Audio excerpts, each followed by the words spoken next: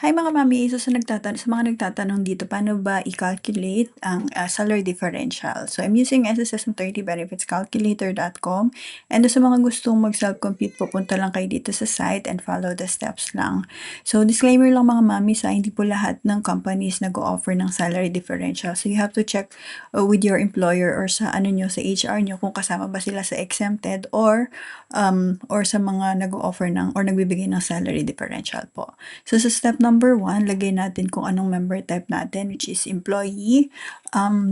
Salary differential is for employed po with higher salary, let's say more than 23,000 and above.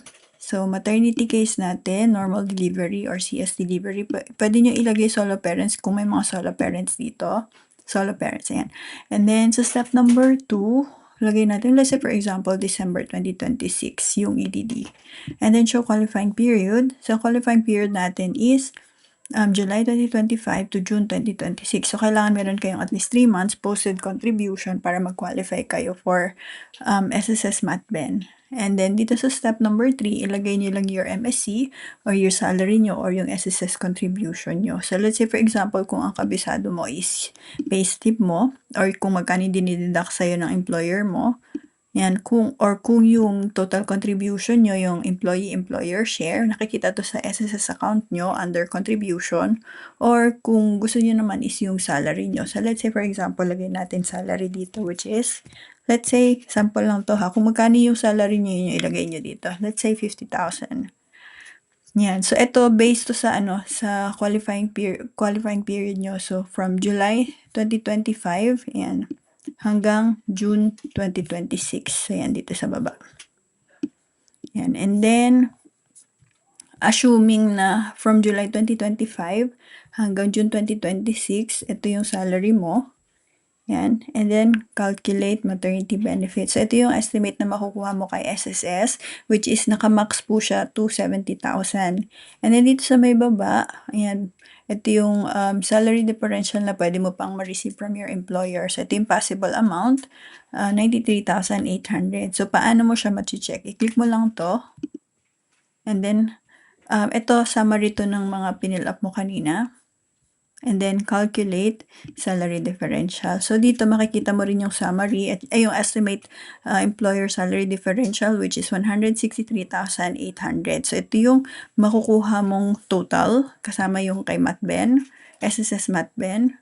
And then, ito yung summary niya. So, yung total maternity leave pay, which is 175,000, less natin yung SSS matben.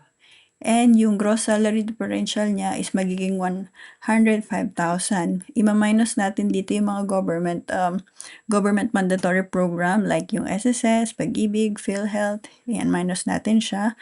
Yung tax po wala, hindi siya kasama ha, exempted siya sa tax. Kaya nakalagay dyan 0. And then yung total deduction, ima-minus natin yung 11,200 dito sa 105,000. So yung magiging total niya is 93,800. So, ito yung possible na makuha mo pa from your employer based dito sa dun sa contribution na nilagay natin. Or dun sa salary na nilagay natin, sorry.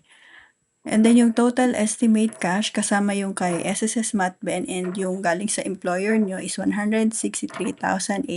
So, marireceive mo to, it's either ika-cash advance ni employer mo, pwede rin naman na after mong manganak or pwedeng half-half. Depende po yan sa employer nyo. Yan. So, ganun lang kadali ma-check kung magkano yung estimate na pwede mo makuha for salary differential and SSS Matben. So, sa mga gusto po magpa-compute or magpa-estimate, comment lang your EDD and your month contribution, tsaka yung member type mo, or for self-computation po, punta lang kayo sa SSS Maternity Benefits Calculator.com. And sa mga mamis nang need ng extra fund, I have a referral link po dito. Ayan, click nyo lang to, madadirect kayo kay Union Bank Credit Card. Wala po tayong commitment dito ha. Pwede po kayo mag-fill up po